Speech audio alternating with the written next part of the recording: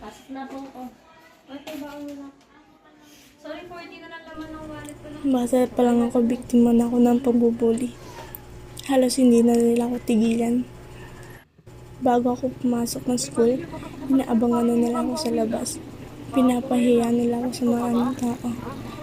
Lagi nila akong pinagtitipan.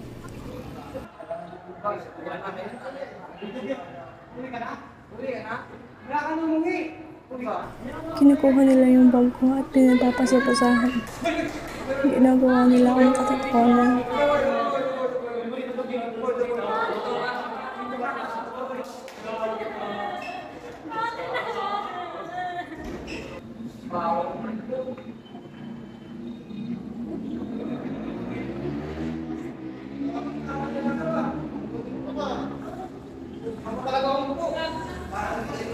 Lagi nila akong sinasabihang mabaho at ang normal.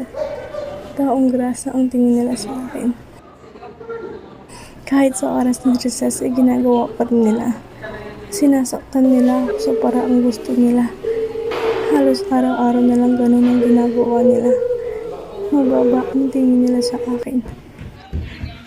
Post ka sa akin ngayon.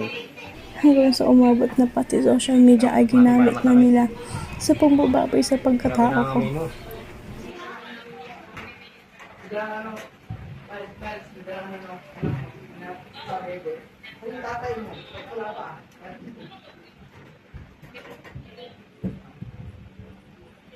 Utod din maligo. Kumusta na akin? Hi, na. Kamusta school? Okay lang naman po. Sige, kaya kami sa taas.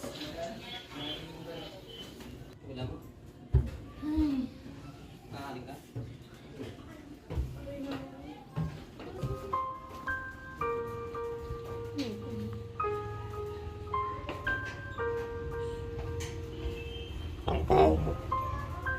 Maligo ka naman. Tatabi pa sa akin. Kada mo bango.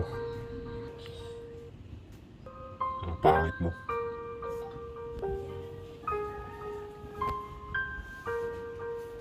Lumayo ka nga sa akin.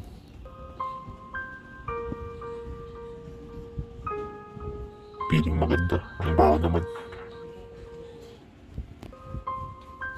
Di ka ba nahihiya?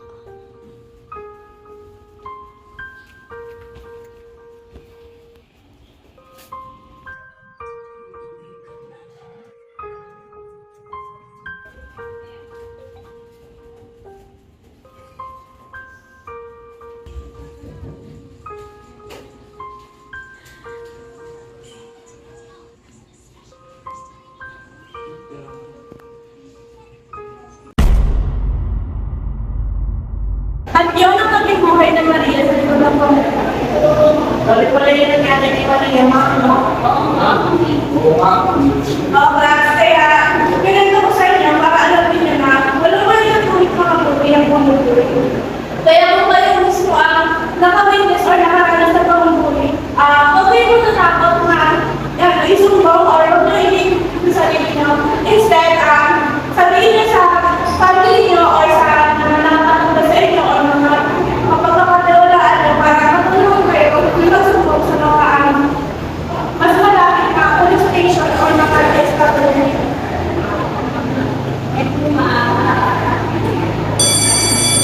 Okay? That's this week.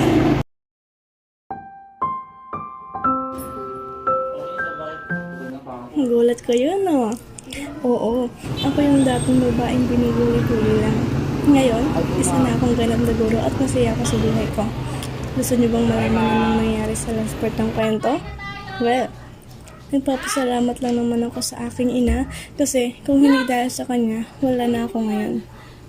Ginagawa mo? Hindi ko na kaya. Lagi na lang na. Kaya mo yan na. Bumaba ka dyan. Ayaw mo ganun na.